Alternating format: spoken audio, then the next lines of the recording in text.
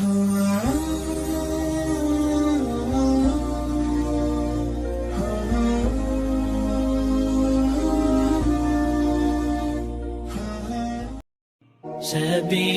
الدموع سبيل مريح، تنهدى يا صاحي كي تستريح. السلام عليكم ورحمة الله وبركاته. Waalaikumsalam warahmatullahi wabarakatuh. Alhamdulillahirabbil alamin. Alhamdulillahilladzi khalaqal insana fi ahsani taqwim. Nahmaduhu wa nasta'inuhu wa nastaghfiruh. Wa na'udzu billahi min syururi anfusina wa min sayyiati a'malina. May yahdihillahu fala mudilla lahu wa may yudlil fala hadiya lahu. Asyhadu an la ilaha illallah wahdahu la syarika lahu wa asyhadu anna Muhammadan 'abduhu wa rasuluh. Allahumma shalli wa sallim wa barik ala nabiyyina Muhammad wa ala alihi wa ashabihi wa man sara ala sunnatihi ila yaumiddin. Allahumma inna nas'aluka ilman nafi'an wa rizqan thayyiban wa amalan mutaqabbalan. Allahumma a'inna ala dzikrika wa syukrika wa husna ibadatik. Amma ba'du, ibu-ibu yang dirahmati Allah, jemaah sekalian yang dimuliakan Allah Subhanahu wa taala. Di pagi hari ini, di pagi yang penuh berkah ini, kita layak untuk selalu bersyukur kepada Allah dan terus bersyukur kepada Allah Subhanahu wa taala, dan jangan pernah berhenti kecuali kita selalu bersyukur kepada Allah Subhanahu wa taala, sebab Allah ternyata masih terus memberikan nikmat kepada kita semua. Allah tidak pernah berhenti mencurahkan, memberikan nikmat kepada kita semua. Sampai hari ini, sampai detik ini, sampai di tempat ini, Allah masih saja memberikan nikmat yang tidak mungkin kita untuk menghitungnya. Alhamdulillah kita semua sehat. Alhamdulillah kita bisa duduk di tempat ini. Alhamdulillah kita bisa kumpul di masjid ini, dan semua ini adalah nikmat dari Allah Subhanahu wa taala. Mudah-mudahan dengan kita senantiasa dan selalu bersyukur kepada Allah, akan ditambahkan nikmat yang telah diberikan Allah kepada kita semua, dan mudah-mudahan kita tergolong orang-orang yang bersyukur kepada Allah Subhanahu wa taala. Karena yang bersyukur itu sedikit, yang bersyukur itu sangat sedikit. Wa qalilun min ibadiyasy syakur. Sedikit sekali orang yang bersyukur, dan yang sedikit itu selalu saja orang-orang istimewa. Yang sedikit itu selalu saja orang-orang pilihan. Maka kita harus selalu bersyukur kepada Allah Subhanahu wa taala. Salawat dan salam semoga Allah senantiasa melimpahkan dan curahkan kepada Nabi kita Rasulullah sallallahu alaihi wasallam.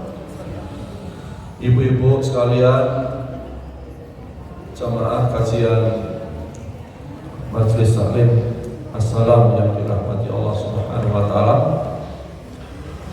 Setiap kita, ibu-ibu, kalau ditanya tentang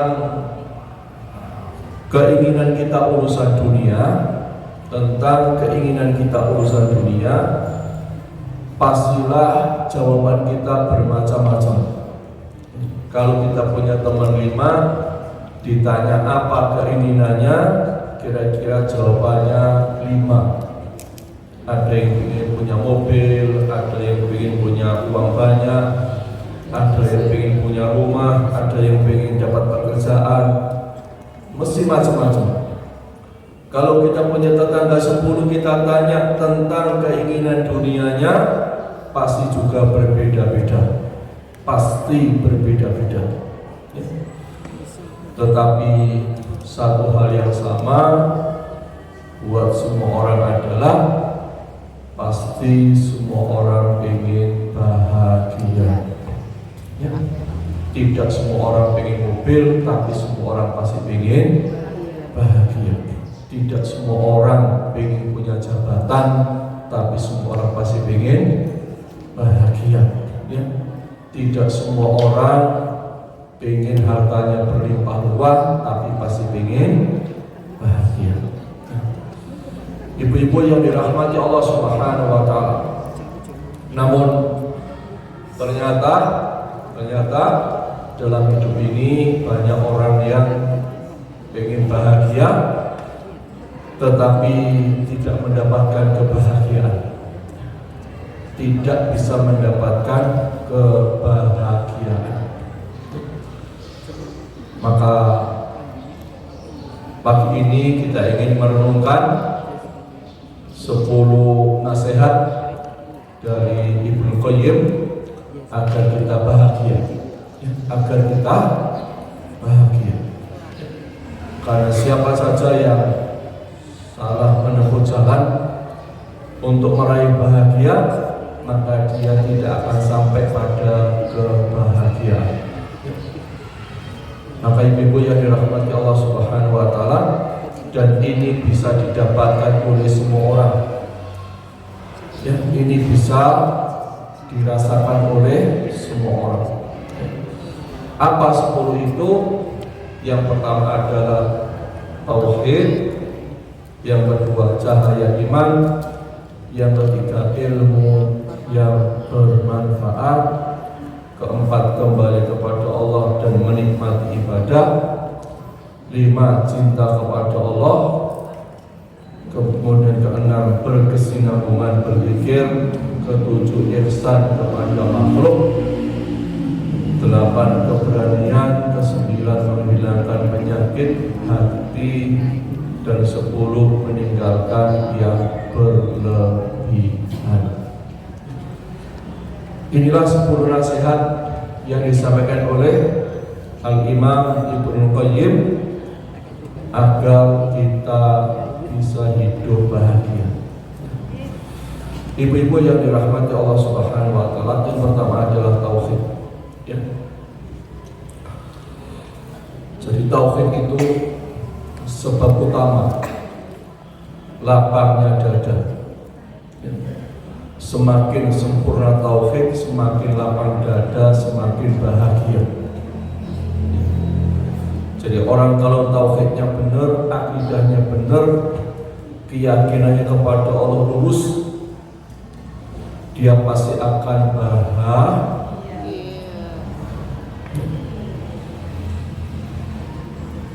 Maka Nabi SAW ketika mendakwahkan Islam pertama kali itu soal tauhid, soal akidah, soal kokohnya keyakinan kepada Allah Subhanahu wa Ta'ala.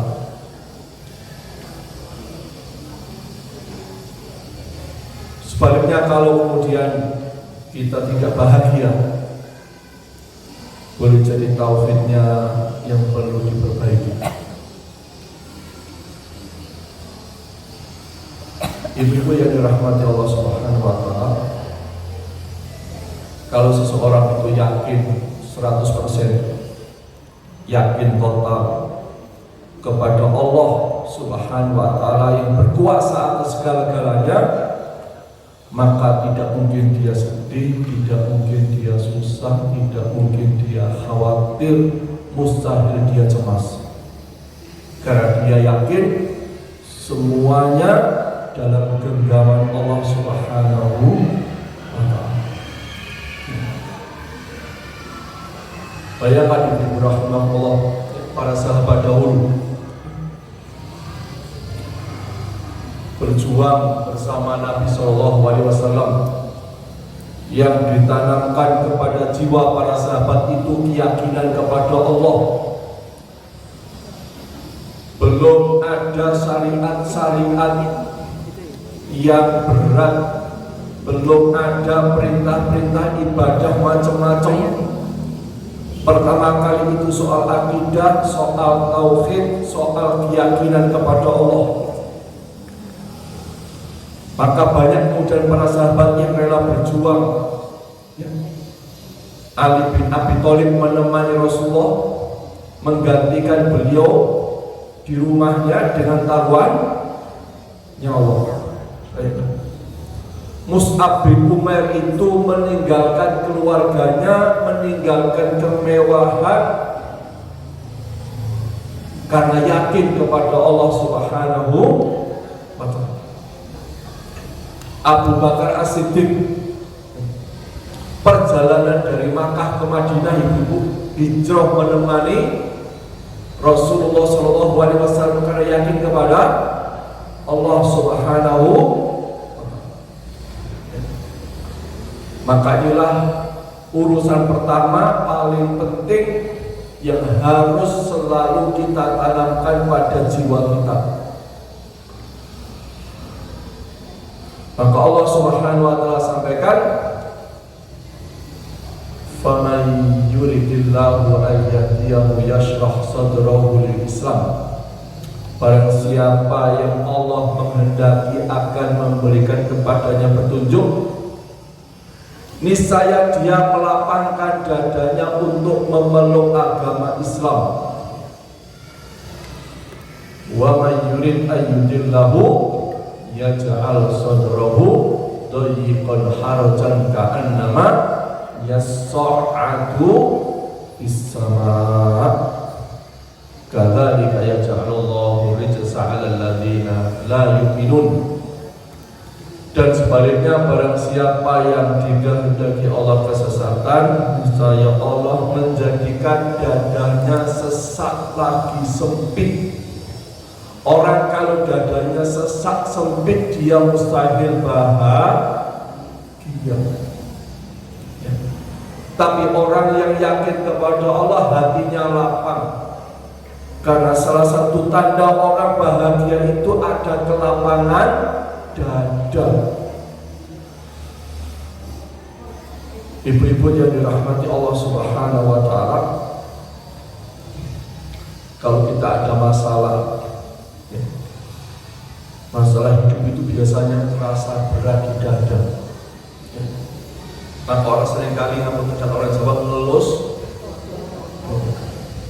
Kalau ada masalah sih, ada orang ada problem itu enggak begini. Ya Allah, gitu ya. Itu segini, ya Allah, gitu ya. Sabar, gitu ya. Maka Allah katakan, jika Allah ingin berikan petunjuk, dilapangkan dadanya. Kalau dada sudah lapang, insya Allah hidup ini nikmat, bahagia. Ibu-ibu, bayangkan ibu-ibu rahimahullah misalnya, ya, ibu-ibu nanti pulang ke rumah, ya, masuk rumah, suami berangkat kerja, anak-anak keluar sekolah semua, masuk kamar tidur sendirian, tiba-tiba ada ular kobra satu. Kayak apa? Kamar tidurnya ukuran 4x4. Panik, stres, gelisah, takut, cemas. Ya. Masuk kamar tidur ukuran 4x4, ada ular kobra satu. Bayangkan ibu-ibu, jika ibu-ibu misalnya ya, ke stadion Gelora Bung, stadion apa ini? Gajayana, yang luasnya kira-kira 4 hektar itu, sendirian ada ular kobra 10. Pertanyaannya, ibu, lebih tenang di stadion Gajayana 4 hektar ular 10 apa di kamar tidur ukuran 4 meter itu dengan berkompres satu stadion. Lebih tenang di stadion padahal ularnya jauh lebih. Kenapa? Luasnya tempat ini.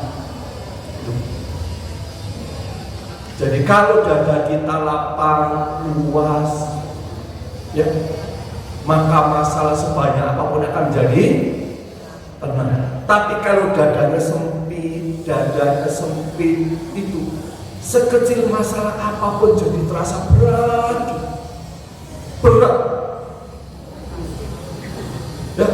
Ya Allah, ya, masalah sepele kemudian gampang emosi. Masalah sederhana kemudian marah-marah. Masalah ringan kemudian jadi meledak. Naudzubillah min dzalik. Ibu Rohman, saya kisahkan kemarin di kantor saya. Kemarin itu di kantor saya ada orang daftar nikah. Laki-lakinya kebetulan tetangga saya, Bumi Haji, daftar nikah Ojo-Ojo. Dia anaknya adik kelas saya dulu. Kodrolog adik kelas saya ini, bapaknya si Fulan ini bercerai. Oh iya, tidak. Ini anak pertama dari adik kelas saya, mau nikah. Calonnya itu, ini teman saya yang mau nikah ini SMA nggak lulus. Ya, pekerjaannya nyopir freelance. Ya. Gajinya ya ini bisa bayangkan orang freelance, orang sisa ya nggak begitu kurus bapak ibunya. Calon istrinya sarjana hukum, asisten dosen, orangnya kaya, anak tunggal, tepat. Semua acara nikah ya dibiayai oleh calon istrinya. Ya baik. Dan bayangkan kemudian si calon istrinya ini gak jilbaban, pakai rok pendek. Di kantor kita sampaikan teman-teman, Mbak, kalau mau nikah di Ojo-Ojo fotonya nutup aurat diganti ketika nikah pakai jilbab. Itu baik, sederhana kan? Sederhana. Gak mau. Si laki-lakinya tak panggil ke ruangan saya khusus, tak kasih tahu sih dengan berbagai argumen. Wajib. Orang sarjana hukum itu pintar ngomong, seneng ngeyel, selalu cari celah. Ini sarjana hukum, asisten dosen kepala. Panjangnya baru ngomongnya kemarin. Lalu si laki-laki tak panggil ke ruangan saya karena anaknya di kelas saya. Saya kasih tahu, Mas, saya mau nikah. Nikah itu bukan sehari akan nikah, tapi kehidupan yang panjang. Saya mohon maaf, saya ini SMA nggak lulus, calon sambian sarjana. Saya ini kerjanya freelance, calon Anda asisten dosen. Saya ini kehidupannya yang begitu, calon Anda kaya raya. Kalau urusan begini sampai nggak bisa ingatkan, ngatur, bimbing istri sebelum nikah, mustahil sampai bisa ngajari ketika menikah. Saya berhidup pada calon. Baik. Orang itu ibu biasanya kalau sebelum nikah perempuan biasanya lebih malu kepada laki-laki. Udahlah yakin. Udahlah apapun omongannya laki-laki mesti malu kalau belum nikah. Walaupun nanti sesudah nikah juga susah. Ya. Kalau sebelum nikah saja manut, ketika nikah jadi susah, apalagi sebelum nikah sudah susah, apalagi ketika menikah sampai udah yakin. Saya kasih itu, silakan daftar, tapi tolong nanti disampaikan kepada calon istrinya, kasih tahu, 1 ganti fotonya, berhijab, 2 ketika nikah berhijab. Udah ya, dia keluar, mungkin Pak Arif, tetangga desa, bukan tetangga desa, satu desa dengan saya, keluar, dikasih tahu, nggak mau, akhirnya dicabut berkas nikahnya. Bayangkan, dan pulang berdua itu bertengkar, si laki-lakinya dimarah-marahin. Ada apa yang sederhana kan? Urusan memakai hijab. Sederhana kan, ganti foto hijab sederhana kan? Tapi kalau dadanya ini sempit, ya Allah, sampai kemudian agak siang ibunya datang, Pak Arif, sampai anak saya minta tolongnya, gimana bisa nikah nggak hijaban, gimana fotonya biar gitu saja. Anak saya sampai memutuskan, gak usah nikah-nikahan. Anda bayangin, Anda bayangin seperti itu. Jadi orang kalau dadanya sempit gitu, perkara yang sesungguhnya penting buat dia itu menjadi persoalan besar yang rumit. Padahal saya sampaikan sebagian. Jadi kalau ada calon mantan juga sampaikan, ya tak sebagai jawaban itu, saya sampaikan. Pada Mbak, kalau saya mau nikah, perhatikan baik-baik. Kalau sampean menampilkan pada calon suami yang sampean tampilkan adalah wajah kecantikan, saya pamerkan tonjolan itu, dan calon Anda suka dengan Anda karena cantik, karena dengan ayu, karena penampilan Anda begitu, saya kasih tahu nanti ketika Anda kulitnya berubah, fisiknya berubah, cantiknya mulai luntur, ayunya mulai hilang, sampai akan tinggal. Maka kalau saya ingin suami setia, jangan terlalu menonjolkan kecantikan, tonjolkan akhlak perilaku Anda. Kenapa? Wajah yang cantik itu membuka mata, akhlak yang baik itu membuka hati. Kan begitu?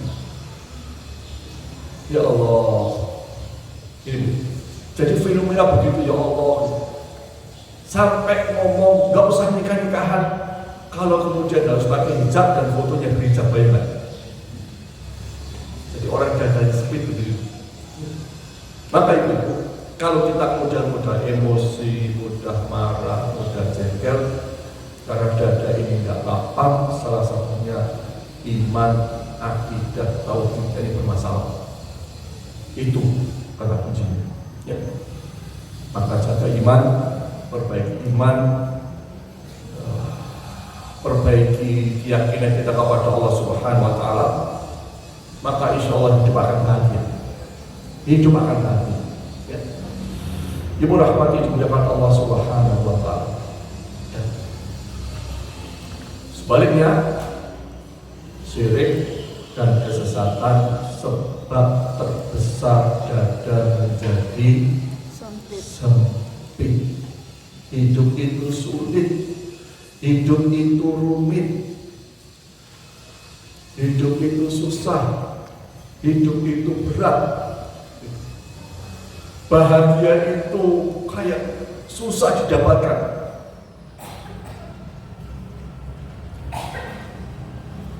Apa ibu yang dirahmati Allah Subhanahu Wa Taala, ini pentingnya tauhid. Ya. Ini pentingnya tauhid kepada Allah Subhanahu Wa Taala, dan jangan sampai berbuat syirik, kesesatan, dosa maksiat. Ibu-ibu, ya. Maka kalau kita saksikan banyak orang, ibu ya, hidupnya susah, rumit itu salah satunya karena akidahnya bermasalah. Misalnya itu ya, mau nikah masing-masing hitung hari, itu kan menyusahkan diri sendiri, menyusahkan diri sendiri. Ya Allah, ya. Na'udzubillah min dzalik. Na'udzubillah min dzalik. Sekarang ibu rahimahullah, banyak orang dengan mudah melanggar syariat, tetapi mereka takut dengan adat istiadat. Begitu mudahnya orang melanggar syariat, tapi mereka takut dengan adat istiadat. Contohnya di hukum tadi, betapa banyak sekarang ya anak-anak muda yang terjerumus pada pergaulan bebas, ya, terutama masih baru itu. Ya Allah, begitu mudahnya mereka jatuh di situ, tetapi ketika nikah kemudian hitung-hitungan harinya jelimetnya luar biasa. Nanti kalau nikahnya harinya nggak cocok, tanggalnya nggak cocok, ngadepnya nggak cocok, iya, sampai urusan ngadep itu diatur. Benar. Bukan hanya kan, jangan urusan hari tanggal, sampai ngadepnya harus ke sini diatur. Dari mana? Katanya dari orang pinter. Ya, tahu begitu. Dan itu pernah kami alami. Tahu begitu. Ini perempuan ini dulu hamil dengan laki-lakinya, akhirnya dipaksa menikah, tak lama kisahnya. Dan kemudian ketika akan nikah,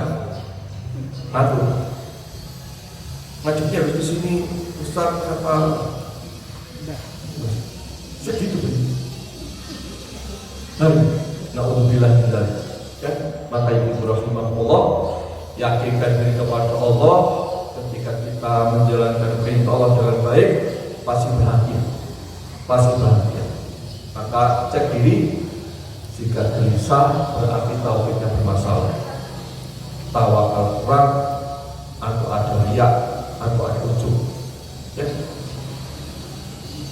ibu kalau gelisah, cek, pasti kita tawakalnya kurang.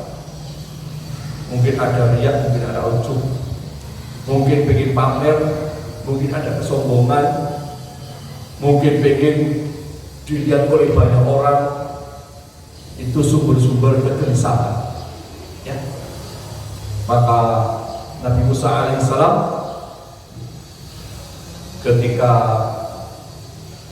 diperintahkan Allah Subhanahu wa taala untuk datang ke Fir'aun, ya, datang ke Fir'aun, doanya adalah Rabbi shrah li sadri wa yassir li amri. Doanya. Jadi kalau ibu lagi ada masalah, doa sama Allah, Rabbi shrah li, ya Allah lapangkan dadaku, ditanamkan doanya. Ya Allah lapangkan dadaku, lapangkan dadaku. Kalau dada lapang, insya Allah masalah akan jadi mudah. Kalau dada lapang, insya Allah masalah jadi mudah. Tapi kalau awalnya dadanya sempit, masalah seringan apapun jadi sulit. Ya. Jadi Nabi Musa itu tidak minta kepada Allah, ya Allah ringankan problem saya enggak, ringankan beban saya enggak. Tapi doanya adalah Rabbi shrah li, ya Allah lapangkan dadaku. Kalau dada kita lapang karena iman, karena tauhid, insya Allah sebanyak-banyaknya masalah akan tenang. Maka di sini pentingnya tauhid di dalam jiwa kita. Maka sumber bahagia pertama adalah tauhid. Ya, tauhid dikokohkan.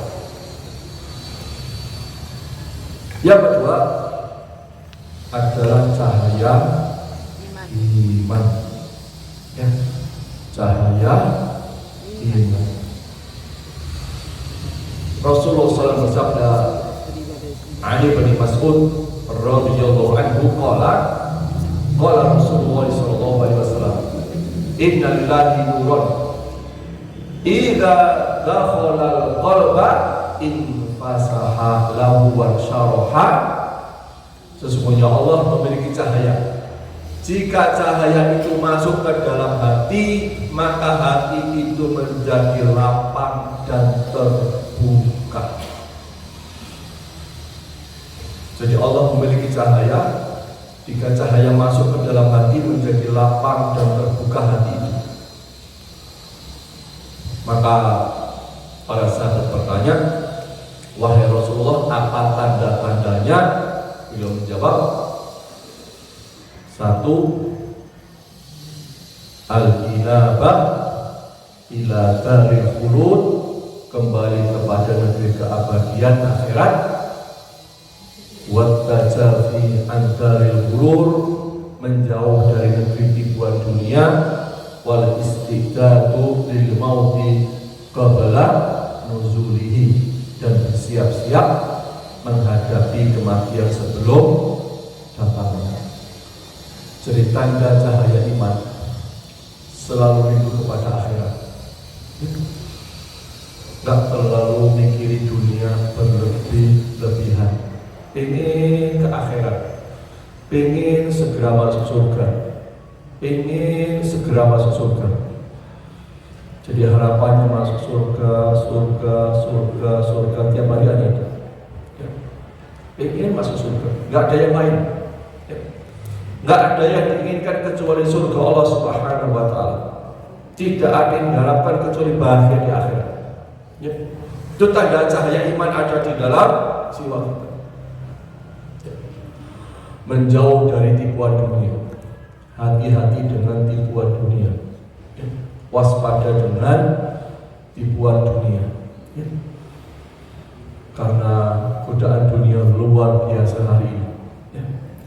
Yang ketiga, selalu siap menghadapi kematian. Bersiap-siap menghadapi kematian. Ibu-ibu yang dirahmati Allah Subhanahu wa Ta'ala, maka seorang muslim itu rindu surga. Karena sesungguhnya rumah asli saya dengan semua itu surga. Rumah Nabi Adam itu aslinya di surga. Maka kita harus pulang ke rumah asli kita di surga. Kita harus kembali ke rumah asli kita di surga. Maka ini surga, minta kepada Allah surga. Dan hati-hati dari tipuan dunia, ya, hati-hati dari godaan dunia, ya, godaan media sosial yang luar biasa, ya. Karena sekarang itu banyak rumah tangga itu hancur gara-gara standar TikTok. Iya, hati-hati ya. Banyak suami kemudian, mohon maaf ya, meremehkan istrinya karena standar TikTok. Banyak istri kemudian akhirnya kecewa dengan suami karena standarnya TikTok. Ya Allah. Ya. Padahal apa yang dilihat di media sosial itu rekayasa. Semuanya rekayasa. Jarang yang asli, jarang itu. Ya. Maka hati-hati ya. Ibu rahmati Allah Subhanahu wa Ta'ala, dan kita harus selalu siap menghadapi kematian. Ya, menghadapi kematian. Saya tadi berangkat, ya Allah, di depan jadi pak, tiba-tiba macet. Betul-betul ada kecelakaan, bawa ambulan. Jadi pak tiga, ya Allah, kaget saya. Ya Allah, saya berangkat. Kayak nabrak sendiri. Aduh. Karena kematian itu datang tiba-tiba, datang sewaktu-waktu. Dan itu berkali-kali dibaca di Pak 3 itu. Aduh ya Allah, 1-2 bulan, satunya masih tergeletak di pinggir jalan. Ya Allah. Dan kita bersyukur ya Ibu, hari ini sampai di sini selamat. Ya. Tapi pulang ke rumah belum tentu, nggak dijamin. Saya juga nggak dijamin pulang ketemu istri. Demi Allah nggak ada jaminan. Saya juga nggak dijamin ibu-ibu saya pulang ketemu anak saya nggak dijamin. Nggak dijamin. Apalagi bagi laki-laki. Saya itu nggak tahu ya. Saya itu lihat, saya lihat bapak ibu saya itu yang meninggal, bapak saya dulu, bapak ibu saya. Keluarganya bapak saya yang meninggal, suaminya semua duluan. Keluarga ibu saya itu ada 7 yang meninggal, suaminya semua duluan. Belum. Saya cek keluarga istri saya, mertua saya itu yang meninggal, bapak mertua duluan, baru ibu mertua. Saya cek kemudian keluarga mertua perempuan saya, ibu mertua saya, dari 4 saudara yang meninggal, suaminya semua duluan. Saya bayangkan kalau kira-kira saya duluan daripada saya kira-kira. Iya. Saya mikir gitu, ya Allah. Karena saya keluarga besar saya, istri saya seperti itu, ya Allah. Kok banyak suami meninggal duluan daripada istrinya ya? Coba cek dulu. Gitu kan? Gitu. Ya Allah. Kadang-kadang mikir berangkat, Allah, kita pulang selamat. Kebetulan masih. Karena nyatanya saya tuh heran kok bisa ya. Mertua saya itu, bapak mertua yang meninggal duluan, orang tua saya, bapak sebelum saya meninggal duluan. Dan keluarga besar saya begitu semua. Tapi ibu-ibu ya, walaupun ibu-ibu ini meninggalnya akhir daripada suami.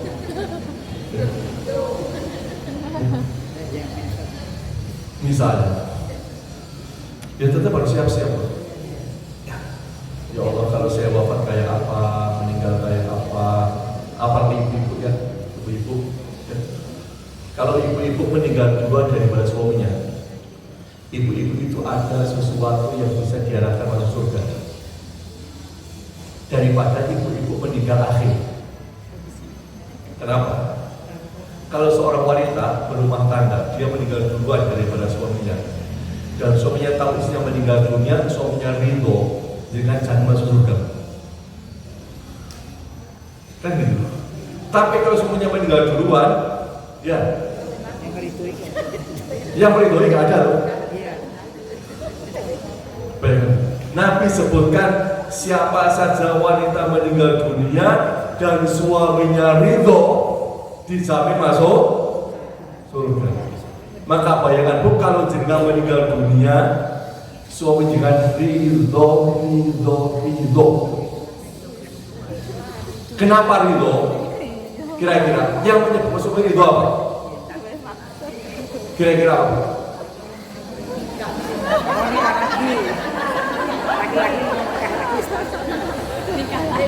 Enggak. Biasanya kan gitu, Ustaz. Kebanyakan gitu. Enggak, saya kemarin dulu. Saya sepekan yang lalu, saya kaget ya, sepekan yang lalu. Saya itu mengunjungi salah satu teman saya yang istrinya sudah di ICU di rumah sakit Karsausada. Waliyahulillah. Beliau cerita, istrinya itu, ujian berat buat suaminya. Ya, dia berumah tangga, kira-kira sudah 30 lebih, tidak punya anak. Akhirnya angkat anak. Kontrol anaknya itu punya kebutuhan khusus.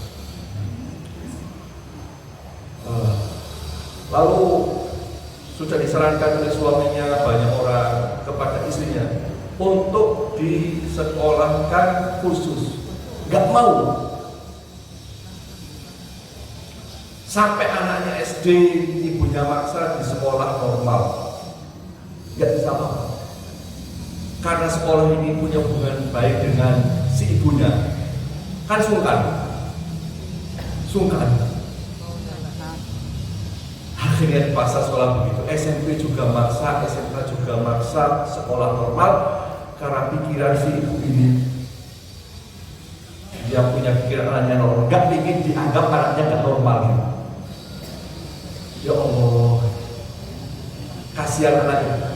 Sampai lulus SMA nggak bisa ngapain, karena dia ada potensi yang dia tidak diberikan, tapi dia nggak punya potensi dipaksakan kan. Sampai kau bilang, saya dapat kisah dia punya hutang sampai 900 juta, suaminya nggak tahu. Tanah suami dijualkan untuk menutupi ini, belum cukup. Ya Allah, sudah sakit parah, komplikasi. Sama dokter dikasih tahu jangan minum kayak cappuccino gitu. Sudah komplikasi. Suaminya berangkat ke ladang, pulang-pulang dilihat isinya minum itu. Diingatkan nggak bisa. Ya Allah, suaminya. Sampai kemudian bercerita suaminya, ya Allah, aduh mari, kamu. Sambil saya sempat 2 kali itu dokter menyampaikan dia meninggal dunia, tapi 15 menit kemudian jatuhnya berita lagi. 2 kali begitu bayar. Saya kagetnya gini, saya dekat omongan suaminya, ya Allah, kok gak meninggal sekalian ya? Saya kaget, kok gak meninggal sekalian ya? Saya kaget omongan, ya Allah, ada suami yang begitu beratnya dia berumah tangga sampai ngomong dalam mulut dia, berharap istrinya segera. Saya, ya Allah, gitu. Makin bayangkan ya, kali itu kan dia meninggal dunia duluan daripada suami rindu gitu. Ya, jangan dipaksa.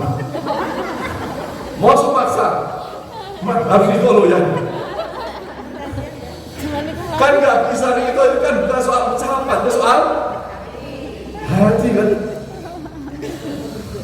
Ya, harus itu loh ya. Ini perjanjian materai loh ya.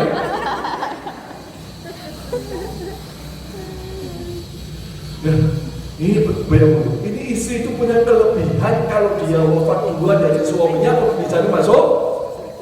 Itu tidak ada pada suami, Bu. Tidak ada. Nabi menjelaskan, wahai para laki-laki, kalau kau mati duluan, isimu ridho masuk surga, gak ada, Bu. Gak ada. Jadi walaupun jangan ridho 1.000% kepada suami, gak dicari masuk surga. Tapi kalau jika meninggal dunia, suami ridho masuk. Masya Allah. Artinya bagi wanita masuk surga kan gampang tuh. Gampang apa susah, Bu?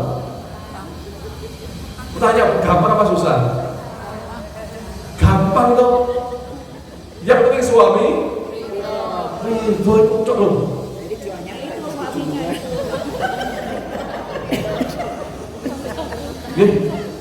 Pakai bayangkan ya, kalau kita meninggal, suami ridho, semuanya ridho dengan kita, ya, tidak ada beban apapun. Tapi bagi laki-laki itu susah, ya. Laki-laki itu susah, ya. Sekali rahimahullah, ya, semakin kuat iman, semakin lapang dada. Ibarat cahaya fisik yang membuat ruangan terasa luas. Ya. Jadi kalau semakin kuat iman, semakin lapang dada, ibarat cahaya itu menerangi ruangan akan terasa luas. Tapi ruangan itu gelap akan terasa sempit. Ya, terasa sempit. Ya. Maka selalu jaga iman di dalam jiwa kita ini. Ya. Jaga cahaya iman di dalam jiwa kita. Maka insya Allah bahagia, yakin bahagia. Ya. Kemudian yang ketiga, adalah ilmu yang bermanfaat. Dan banyak ulama menjelaskan ilmu adalah sebab kebahagiaan paling utama. Dan kelezatan ilmu adalah kelezatan yang paling agung. Sebab ilmu melapangkan dada, bahkan lebih luas daripada dunia. Ya. Sebaliknya kebodohan mendatangkan kesempitan. Ya. Maka kita bersyukur kepada Allah, Ibu-ibu, karena kita diberikan kemudahan mendapatkan ilmu. Kita bersyukur kepada Allah, kita seringkali ngaji. Kalau kita tidak ngaji, tidak taklim, tidak belajar, tidak akan dapat ilmu dan susah untuk mendapatkan bahagia. Dan tidak ada kelezatan yang paling besar kecuali dengan ilmu.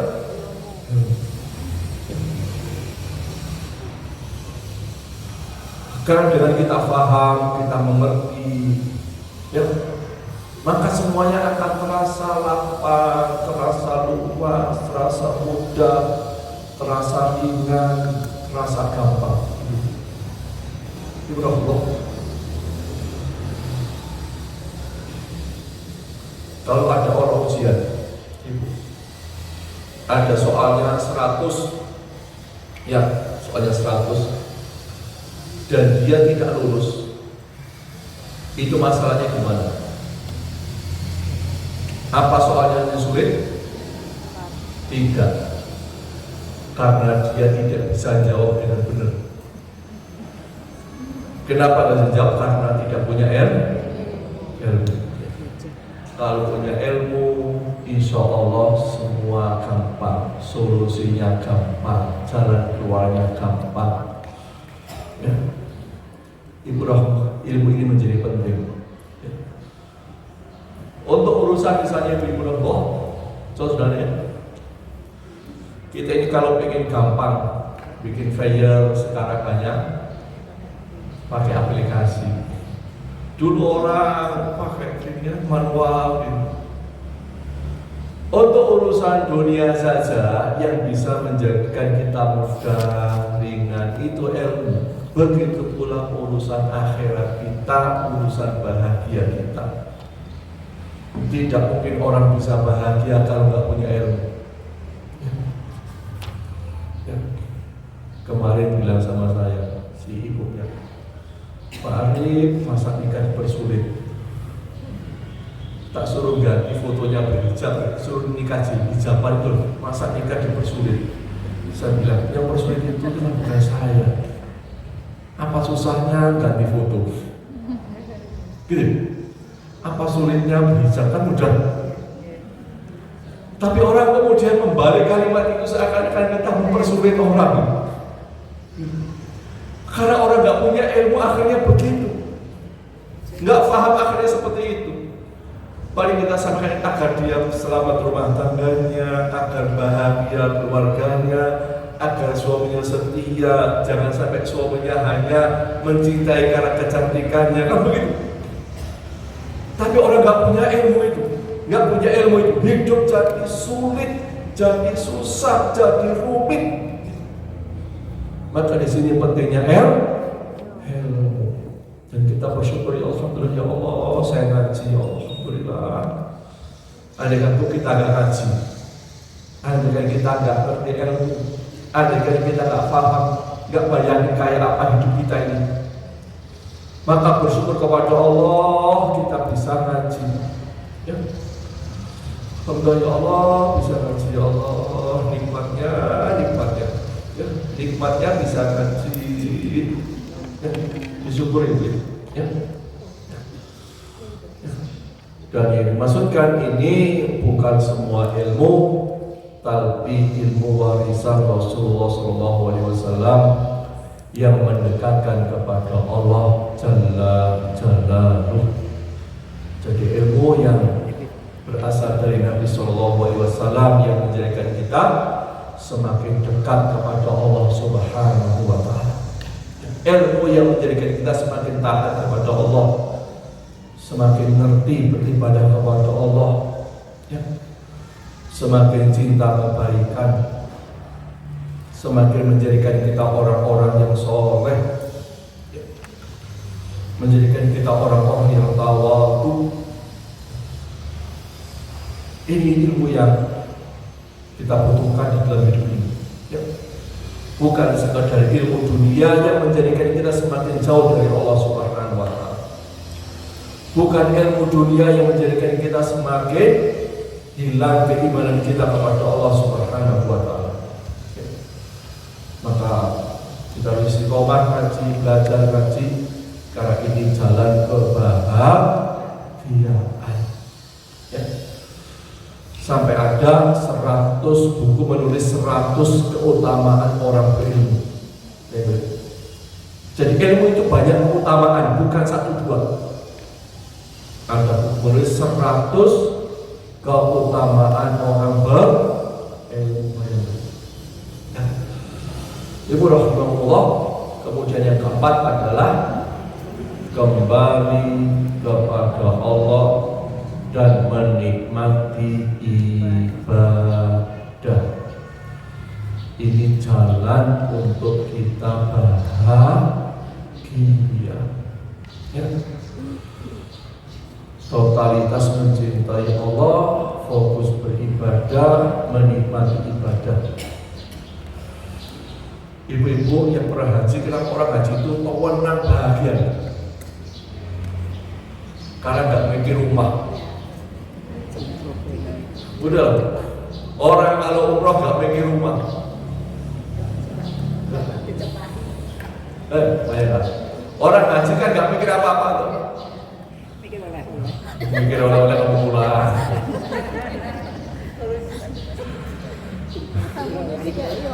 Tapi masya Allah bahagianya orang ibadah itu, ya Allah. Ya karena fokusnya kepada Allah, ibadah jadi bahagia.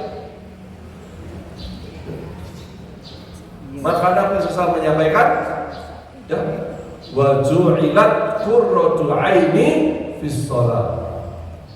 Hiburanku adalah sholat, kata Nabi. Hiburanku adalah sholat. Ya. Penyejuk mata, penyejuk hati, itu sholat.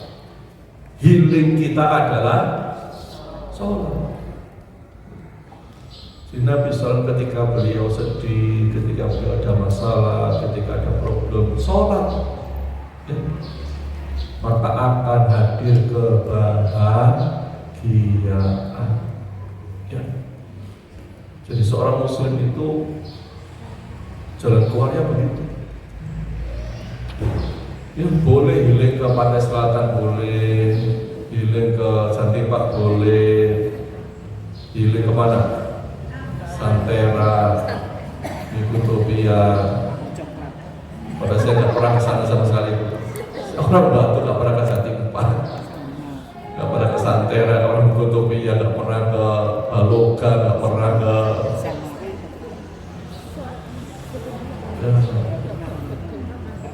Karena itu bukan sumber kebahagiaan.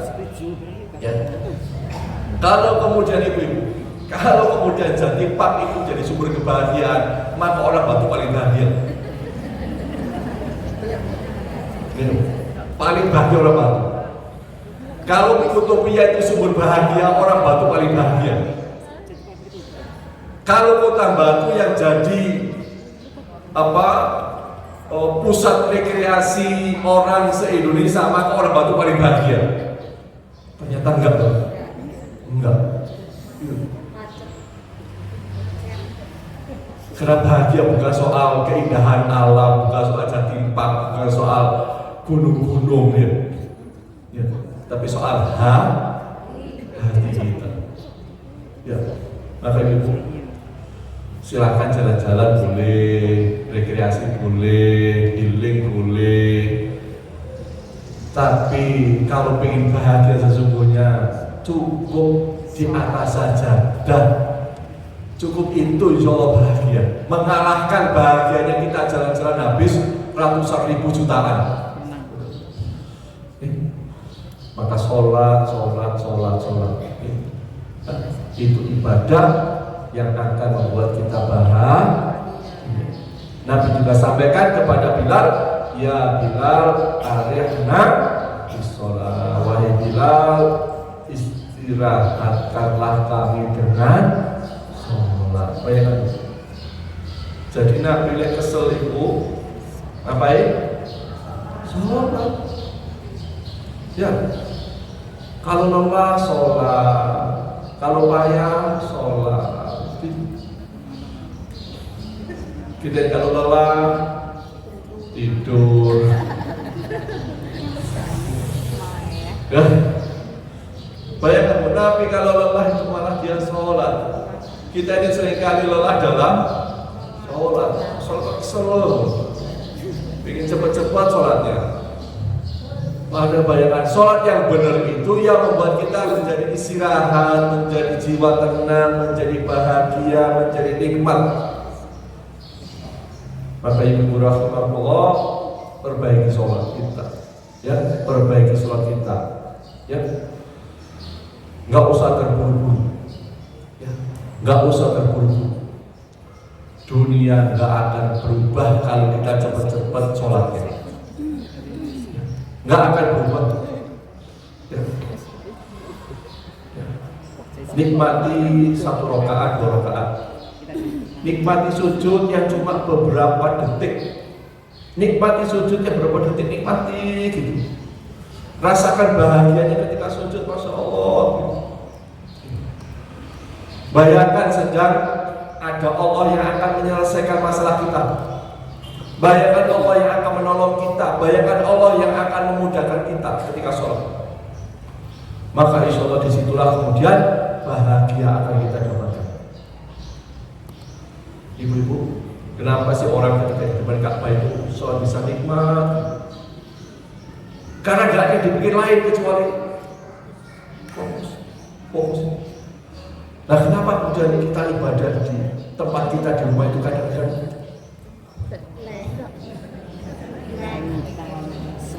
karena pikiran kita kemana-mana gitu. Kemana-mana. Tapi kalau orang sholat di depan Ka'bah berpikir Allah, nikmat banget. Ya.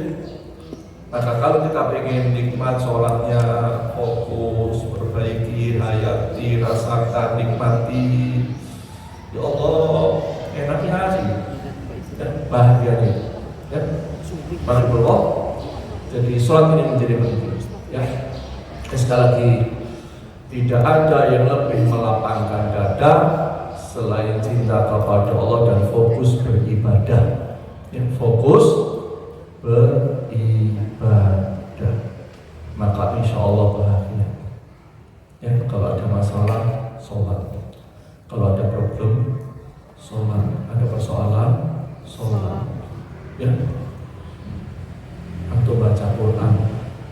Pokoknya ibadah kepada Allah. Ya, ibadah kepada Allah Subhanahu wa Ta'ala. Berahmatullah. Kemudian yang kelima, cinta kepada Allah dibandingkan kita cinta kepada selain Allah Subhanahu wa Ta'ala.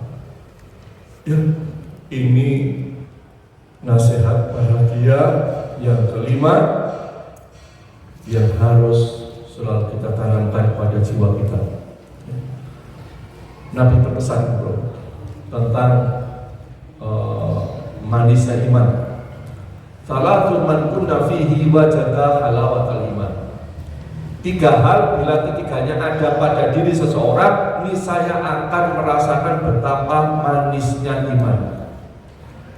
Ibu-ibu, jadi iman itu ada rasanya. Rasanya apa? Rasanya apa? Manis. Ibu-ibu, gula itu manis buat orang kaya dan buat orang miskin. Ya. Masa ada orang miskin rasakan gula gak manis? Gak ada. Pejabat makan gula manis, rakyat makan gula manis. Ada yang pahit gula, ada yang pedes. Ya. Nah, orang siapapun, apapun kondisinya, kaya miskin, punya jabatan tidak, akan bisa merasakan manisnya iman. Apa syaratnya? Satu, bila Allah dan Rasulnya lebih ia cintai dibandingkan selain dari keduanya. Satu. Yang kedua, ya, ia mencintai seseorang tidaklah ia mencintainya kecuali karena Allah. Yang ketiga, dan ia benci kembali kepada kekufuran setelah Allah menyelamatkan dirinya, bagaikan kebencian bila hendak dicemplungkan ke dalam kobaran api neraka.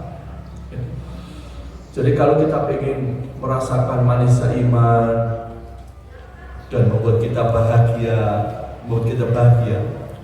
maka cinta kepada Allah harus jadi nomor satu. Cinta Allah segala-galanya, cinta Allah paling utama, tidak boleh dikalahkan oleh apapun.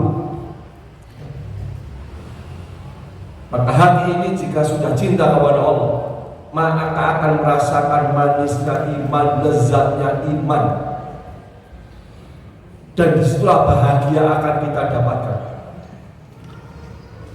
Seorang mukmin ketika imannya benar, dia kaya bisa merasakan manisnya iman, lezatnya iman, dia bahagia.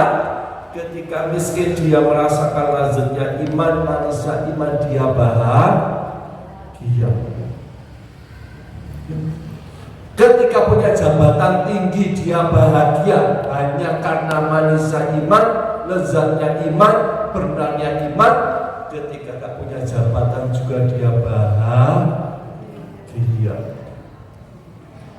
Ibu-ibu, maka di sini pentingnya cinta Allah di atas segala-galanya. Karena di situ kuncinya bahagia. Kalau kemudian cinta kepada Allah nomor sekian, cinta dunia seisinya nomor satu, maka itu pasti menjadikan kita sengsara menderita. Ya contoh lagi ibu, mencintai seseorang, ya, mengalahkan cintanya kepada Allah, pasti sengsara, pasti menderita. Urusan di kewajiban bapak, ngelit, saya pada laki-laki itu, mari kita sampaikan, Mas, perempuan itu kalau dia mudah diatur sama Allah, ini kunci dia mudah diatur sama suaminya. Jadi perempuan itu kalau dia mudah diatur sama Allah, dia mudah diatur oleh suaminya. Kalau diatur Allah saja susah, apalagi diatur oleh cuma dia, Mas. Tak gini. Kalau seseorang, ya, dan seorang dikasih uang 10 juta, ini dikasih 10 juta sama ini, dia nggak taat. Apalagi yang cuma ngasih 10.000, lebih nggak taat. Kalau Allah yang ngasih mata, ngasih jantung, ngasih sehat, ngasih paru-paru, ngasih kehidupan kita nggak taat, apalagi sampai nggak ngasih apa-apa kepada istri saya dalamnya. Saya nggak ngasih apa-apa kepada istri saya. Oh, sama Allah saja saya begitu, apalagi sampai kepada istri, gitu kan? Pada Allah, ini pentingnya menanamkan cinta kepada Allah segala-galanya. Jangan sampai kemudian Allah kita kalahkan. Ya, maka Allah Ta'ala sampaikan, wa man a'rada 'an dzikri fa inna lahu ma'isyatan dhanka wa nahsyuruhu yaumal qiyamati a'ma. Dan barang siapa berpaling dari peringatanku, dari petunjukku, dari tuntunanku, dari ajaranku, dari jalanku, maka sesungguhnya baginya penghidupan yang sempit, dan kami akan menghimpunnya pada hari kiamat dalam keadaan buta. Ya. Nauzubillahi min dzalik. Ya. Bapak Ibu berdoa, jangan sampai berpaling dari Allah. Jangan sampai kita menyelisihi perintah Allah. Jangan sampai hati ini susah diatur sama Allah Subhanahu wa Ta'ala.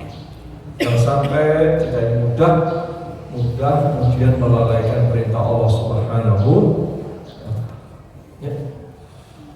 Karena yang menyampaikan adalah Allah Subhanahu wa Ta'ala. Ibnu Qayyim menyampaikan ya, kullu mahabbatin li ghairillahi fahiya adzabun. Setiap cinta yang tidak karena Allah maka ia adalah siksaan buat pelakunya. Setiap cinta yang tidak karena Allah maka ia adalah siksaan bagi pelakunya. Pokoknya siapapun mencintai tidak karena Allah itu menjadi azab, menjadi bencana, menjadi penderitaan, menjadi kesengsaraan. Siapapun cinta pada apapun, pokoknya selain karena Allah, maka yakin pasti menderita. Ya, punya mobil tapi tidak karena Allah, hanya karena pamer, mobil rusak, ya susah. Ya, punya jabatan hanya pengen ketenaran, ya jabatan hilang, ya menderita. Ya. Maka ini penting semuanya kita dasari karena Allah Subhanahu wa Ta'ala. Ibu punya anak karena Allah, dengan suami karena Allah, semuanya karena Allah. Ya, jangan sampai kita menderita karena gagal mengelola cinta kita. Ibu rahimahullah, ya yang keenam adalah berkesinambungan berpikir. Ya. Maka kita harus membiasakan diri zikir di segala kondisi dan tempat. Cara itu memiliki pengaruh yang menakjubkan pada kelapangan dada. Zikir yang sungguh-sungguh. Ya. Apapun zikirnya, dan diantaranya adalah zikir pagi petang kita. Zikir pagi petang kita, ya. Atau zikir-zikir yang lain, ya. Insya Allah akan melapangkan dada, insya Allah akan menenangkan hati, insya Allah akan membahagiakan.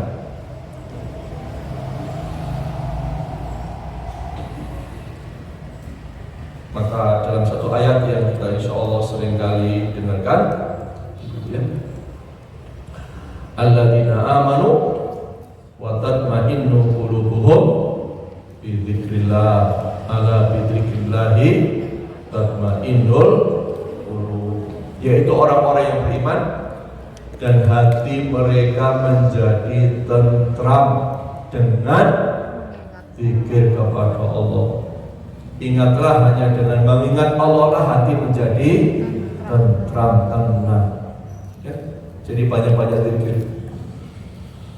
Ya, jadi kalau ada persoalan di rumah tangga, tahan lisan untuk ngomong kecuali zikir. Ya, jaga pikiran, jaga hati, jaga ucapan kecuali zikir kepada Allah Subhanahu wa Ta'ala. Ya. Dan termasuk zikir ibu-ibu membaca Al-Quran itu zikir. Tafakur, merenungkan tentang kehidupan kita, muhasabah itu termasuk zikir. Dan belajar ilmu itu termasuk zikir. Ya. Jadi belajar ilmu itu termasuk di antara zikir, ingat kita kepada Allah. Karena kita di majelis taklim itu kita selalu diingatkan kepada Allah. Ya. Maka seperti yang disampaikan, di antara raudhah itu adalah halaqatul dzikri, majelis ilmu. Ya. Dan Allah Subhanahu wa Ta'ala sampaikan di dalam Al-Quran, wa ma arsalna qablaka illa rijalan nuhi ilaihim fas'alu ahla dzikri in kuntum la ta'lamun. Kami tiada mengutus rasul-rasul sebelum kamu Muhammad, melainkan beberapa orang laki-laki yang kami beri wahyu kepada mereka. Maka tanyakanlah olehmu kepada orang-orang yang berilmu. Fas'alu ahla dzikri, tanyakanlah olehmu kepada orang-orang yang berilmu. Maka hadir di majelis ilmu itu membahagiakan, ya. Maka Nabi sampaikan, idza marartum bi riyadil jannah farta'u. Jika kamu melewati taman-taman surga, farta'u. Apa farta'u itu? Bergembiralah, berbahagialah, bersenang-senanglah. Apa itu taman surga? Majelis ilmu. Dan majelis ilmu itu salah satu raudhah min riyadil jannah. Raudhah itu apa? Taman surga. Ibu, hari ini kita duduk sama dengan orang yang umroh duduk di raudhah. Hari ini kita duduk persis sama dengan yang umroh di Nabawi, mereka di raudhah. Persis itu. Maka kita berusaha umroh haji, ya. Tapi mari kita nikmati raudhah walaupun belum bersempat umroh atau haji. Persis. Nggak usah jangan minder. Aduh, teman saya sudah umroh berkali-kali, saya belum. Oh, tetangga saya sudah haji sekian kali, saya belum. Boleh jadi ibu-ibu ada orang umroh 10 kali, jenengan belum. Tapi kita menikmati raudhah lebih lama daripada yang umroh 10 kali. Betul. Karena ada orang umroh 10 kali gak pernah hadir di majelis ilmu. Kita gak pernah umroh, rutin di majelis ilmu, itu Masya Allah bahagianya itu. Dan kita di raudhah ini bukan 5 menit, bukan 10 menit, ya. Di raudhah Masjid Nabawi berapa menit? 10, 15, suruh keluar kan? Suruh keluar kan? Nggak bisa lama-lama. Kita di sini sudah tadi Pak? 1 jam boleh, 2 jam boleh, 3 jam sepuasnya. Masya Allah. Ya. Jadi bayangan kalau kita dihadiri, ya Allah saya ingin hadir di raudhah. Raudhah itu tidak hanya di Masjid Nabawi, termasuk di Masjid As-Salam ini ada raudhahnya. Ya. Jadi Masjid As-Salam ini ada raudhahnya kapan? Saat majelis ilmu. Ya. Maka ibu rahimahullah, ya, banyak zikir, ya, banyak zikir, ya, banyak zikir. Kemudian yang ketujuh, ibu-ibu, ihsan kepada makhluk. Ihsan kepada makhluk, berbuat baik kepada makhluknya Allah. Al-jaza min jinsil amal, balasan sesuai dengan perbuatan. Maka berbuat baik kepada orang lain adalah sebabnya lapang dada, sebab bahagia, ya. Karena orang itu pasti akan diberikan balasan setimpal dengan apa yang dilakukan. Bahkan Allah melipat gandakan balasannya. Allah melipat gandakan balasannya. Ya. Kalau orang berbuat dosa 1, ya dibalas 1. Berbuat baik 1 dibalas 1. Kadang-kadang dilipat gandakan 10 sampai 700 kali. Maka Allah sampaikan, hal jazaa'ul ihsan illal ihsan. Tidak ada balasan kebaikan kecuali kebaikan pula. Ibu rahimahullah, kalau orang itu kita bantu, dia bahagia. Dan Allah akan membalas kebahagiaan orang itu dengan membahagiakan kita. Allah akan membalas kita membahagiakan orang dengan kebahagiaan diri kita. Maka hakikatnya orang membantu orang lain itu dia membahagiakan diri sendiri. Ya. Maka bersyukurlah kita kalau dimudahkan untuk mudah berbuat baik kepada orang lain. Mungkin dengan harta kita, mungkin dengan ilmu kita, mungkin dengan tenaga kita, mungkin dengan waktu kita. Ya. Ya. Bantu itu tidak harus dengan harta. Boleh jadi ada orang ada masalah, ya. Kemudian dia curhat kepada kita, kita dengarkan masalahnya berkurang. Itu kan membantu orang. Kadang-kadang ada orang masalah itu hanya pengen dengerin, pengen curhat. Ya. Maka bantu orang lain itu dalam bentuk apa saja yang bisa kita lakukan buat orang lain. Tidak ada yang sia-sia dari kebaikan kita. Termasuk ibu-ibu nanti kalau rumah tangga, Bu, jangan sampai ada seorang istri ngomong, sia-sia pengorbananku berumah tangga 20 tahun.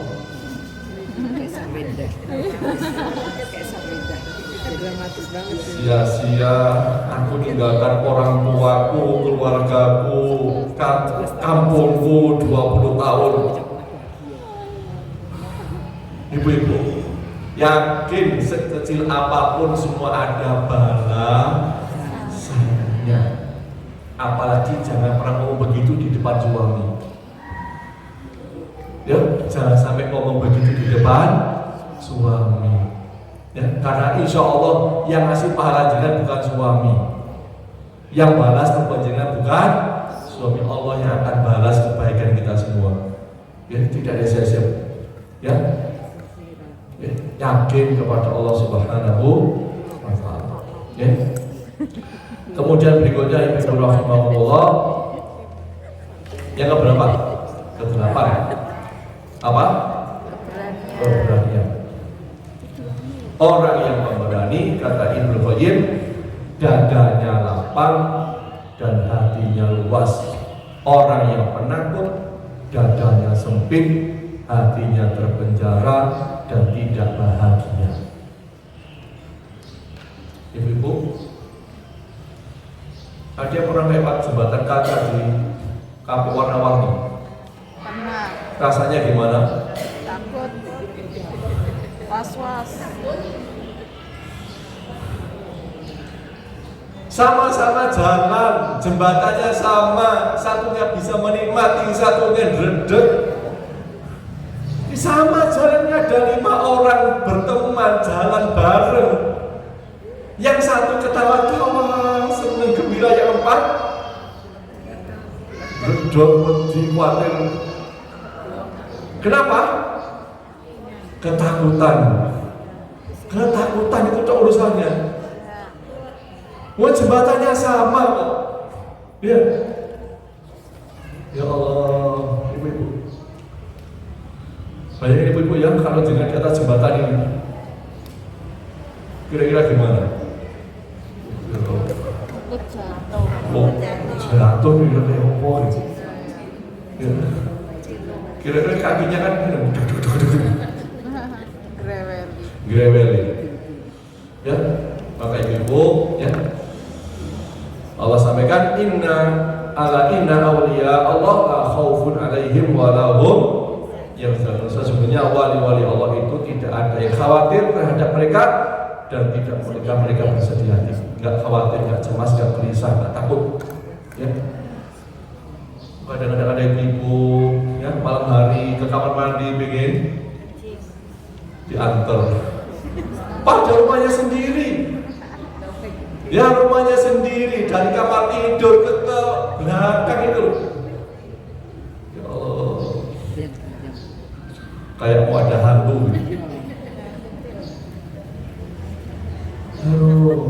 Lewat kuburan gitu. Kalau siang berani, malam kenapa takut? Padahal nggak ada apa-apa gitu. Hanya bayangan kita loh. Ya, ibu-ibu, ya, hilangkan ketakutan, ya. Kemudian yang ke-9 apa? Menghilangkan penyakit hati. Hilangkan penyakit hati. Sebab bahagia itu kalau penyakit hati hilang, itu pasti bahagia, pasti bahagia. Tapi kalau penyakit hati, yakin gak pernah bahagia. Ya, lihat temannya sukses, sedih. Lihat temannya berhasil, tensi tinggi. Ya, lihat temannya jatuh, seweneng. Ibu, apa tuh? Kemarin di kantor saya ada orang kepala itu diturunkan jabatan noncok. Jadi jabatan noncok. Ya udah, namanya jabatan. Dari kepala kantor punya jabatan. Teman saya WA saya dari jauh, Jawa Timur dengan semua. Dia tanya, Pak Arif, saya di Batu, itu kepala jaringan kenapa dinoncokkan? Saya bilang, qadarullah wa ma syaa fa'al. Gak usah cerita bla bla bla. Aib orang gak boleh dibuka. Itu. Kalau sudah terjadi ya sudah, gitu kan. Itu kehendak Allah Subhanahu. Ibu kan ditanya orang misalnya, kenapa sih itu bertengkar? Gak usah cerita, ini gak usah. Qadarullah wa ma syaa fa'al. Gak boleh kita ini mudah-mudah cerita tentang masalah orang lain, apalagi aib, jangan sampai, ya. Apalagi kemudian dibuku-bukui, ditambah-tambahi supaya serem, jangan sampai. Nggak usah cerita. Ya. Yang terakhir, meninggalkan yang berlebihan. Ya, insya Allah bahagia. Ya. Jangan suka berlebihan. Ya. Apapun yang berlebihan itu nggak baik. Ya. Kacang itu sehat, yang penting nggak nggak ada ceritanya kacang buat, nggak ada, kecuali berlebihan. Gitu. Daging kambing sehat.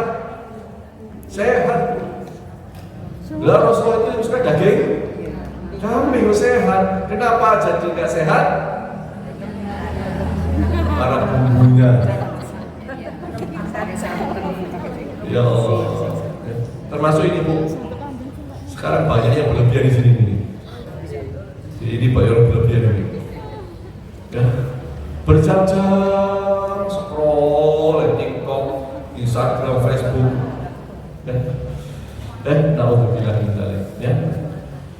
Berullah, itulah dia 10 perkara, 10 hal yang akan membuat kita bahagia. Maka 10 hari kita renungkan, kita amalkan, insya Allah hidup kita bahagia. Ya, saya kira itu sudah cukup insya Allah. Kalau ada satu dua yang disampaikan, silakan.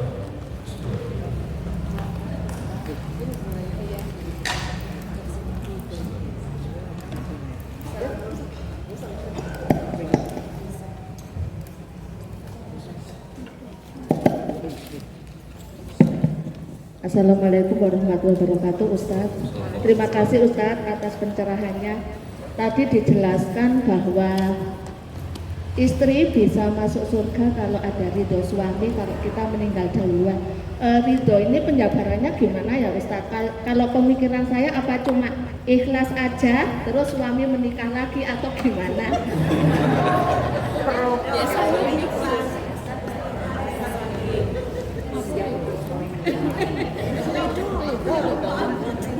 Ibu kok takutnya suami nikah lagi?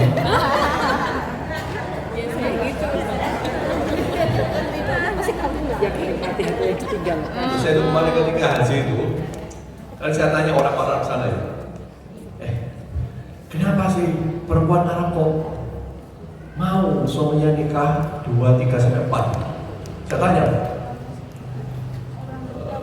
mereka bilang gini, lah, Pak, kalau saya punya suami satu, suami saya punya istri saya ngurusi semuanya. Kalau istri saya punya istri lagi, ada yang bantu ngurusi suami saya. Iya. Kalau punya istri 3, yang bisa ngurusi lebih ringan. Istri yang 4 lebih ringan. Kata orang-orang wanita Arab begitu.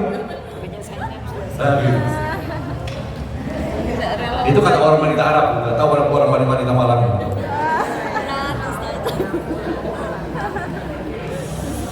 Ya, tapi nggak cuma gitu, Bu. Ada Bu, kemarin itu orang Arab juga yang, Masya Allah, sini saya jumlah satu.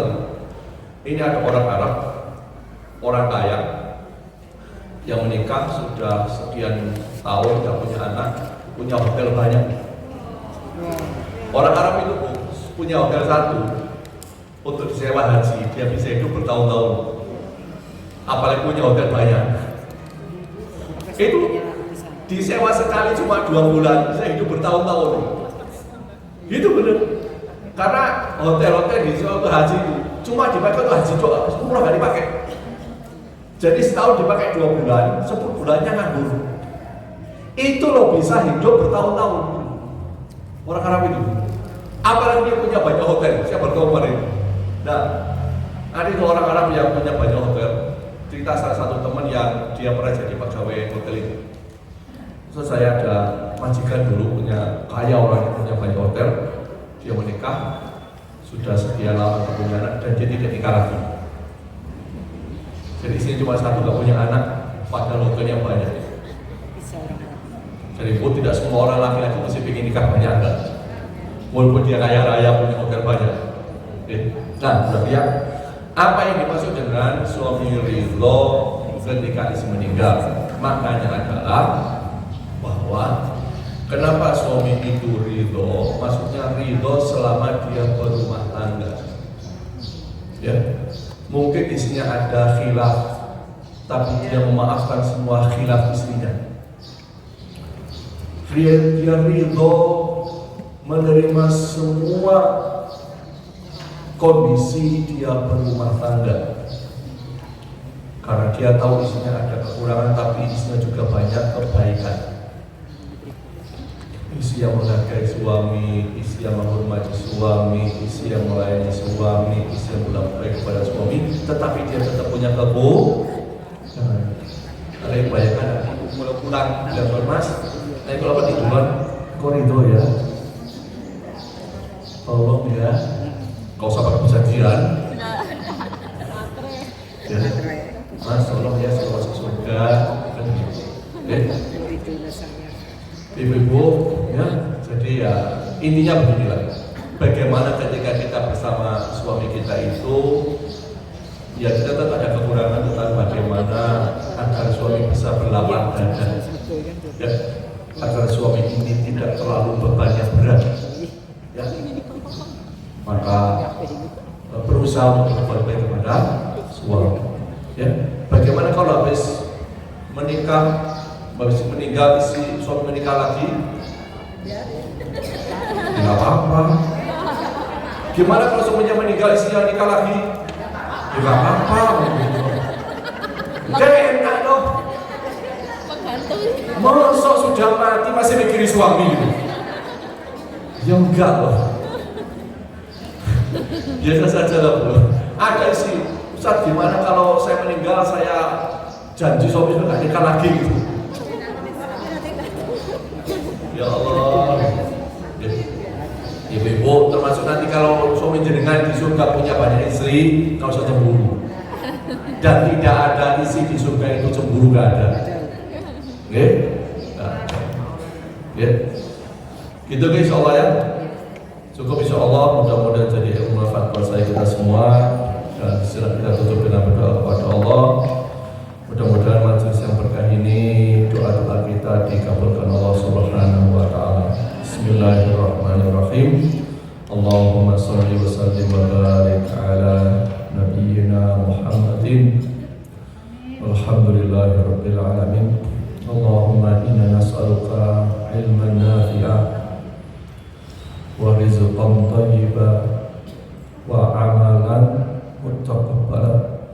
Ya Rabb, berikan kepada kami ilmu yang bermanfaat. Ya Allah, berikan kepada kami ilmu yang bisa kami amalkan.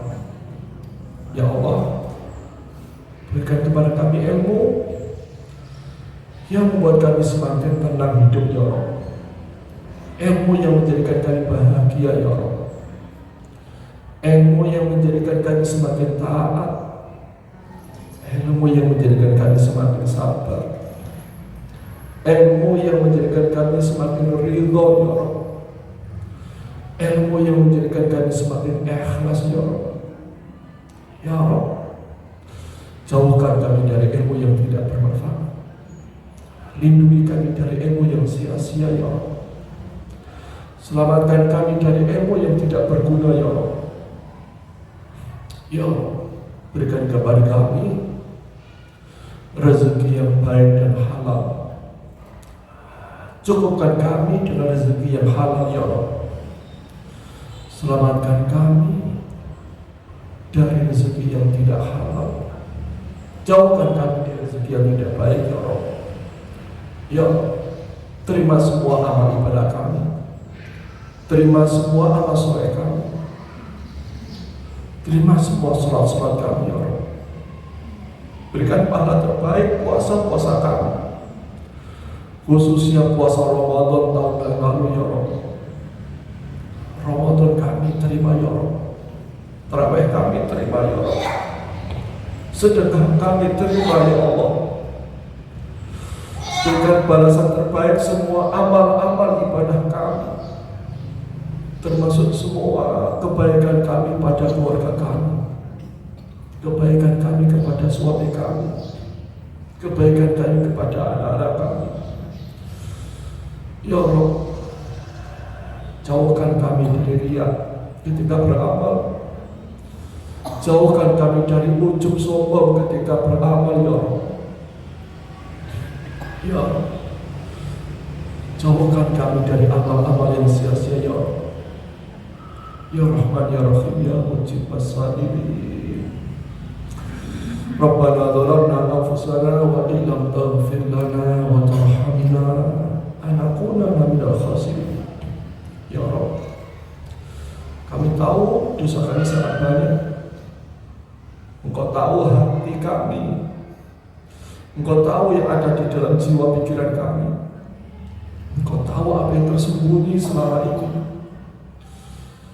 Ya Allah, ampuni sebanyak apapun dosa-dosa kami, ampuni sebanyak apapun kekhilafan kami, ampuni sebanyak apapun maksiat-maksiat kami.